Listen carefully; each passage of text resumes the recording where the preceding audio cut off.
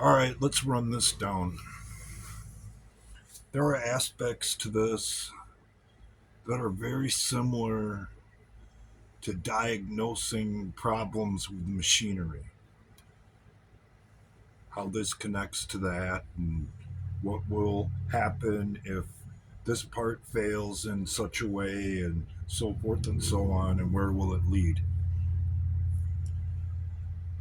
In essence, that's what we have been witnessing since 2016.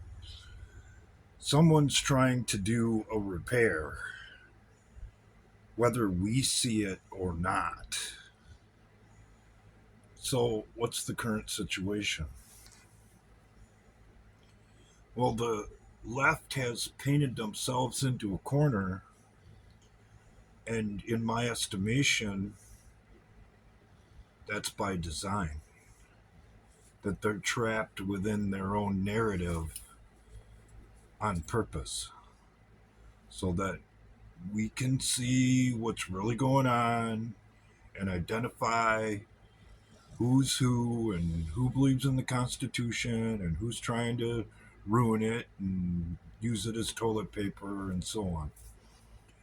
And most people by now, if you're smart enough to tie your own damn shoelaces,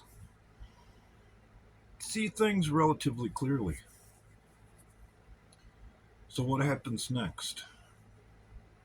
Well, if they're trapped within their own narrative, it's pretty easy to see what happens next. They can't replace Biden with another man. That's going to be unacceptable to their base, which they can't split because it's becoming so narrow and so small. That's where the people coming across the border come in, but that's a whole nother issue. So, what are the options?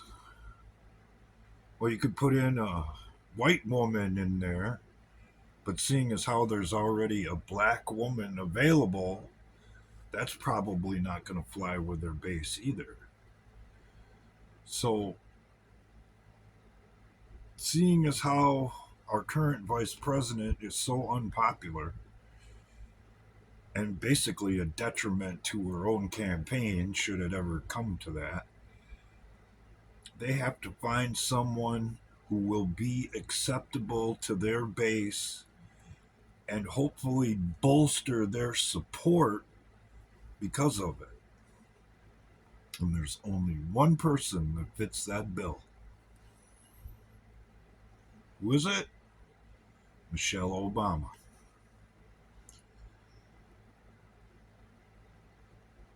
Now, we get down to the power and control aspect of all of this. I'd mentioned after the debate that we probably haven't heard the last of Hillary Clinton because she's a power hungry, I won't say it on YouTube. So, that being said, they put Michelle up front on the ticket, put Hillary on the other side if she'll go for it, because she has said on more than one occasion that if she goes down, they're going with her. Because in essence, she's the J. Edgar Hoover of the modern Democrat Party. She's got the goods on all of them. So if she'll accept a back seat to Michelle, that'll be the ticket that they try to put forward. Now, there's other aspects to this which right now you ain't gonna believe. I find it hard to believe myself that it's going to lead to where I think it's going to lead to, but I'll sit on that for now. But the reality of it is, it's no different than what I have been saying all along.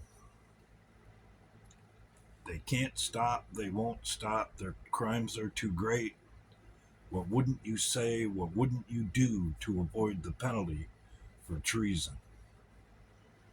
And if you're willing to step back and look at it, that has motivated everything they've done or tried to do to their opposition ever since that man rode down the escalator when he announced that he was going to run for president in the first place. And the fact that they can't be exposed for the things that they've done has been the motivating factor behind everything that has happened since he got elected in 2016. And don't for one second think that things are going to calm down. Quite the contrary. Because what most people don't realize, and they better get it through their thick skulls before it's all said and done, is that these people are fighting for their lives. Because a restored constitution to this country demands justice for treason. And you don't make exceptions for high treason. The Constitution won't allow it.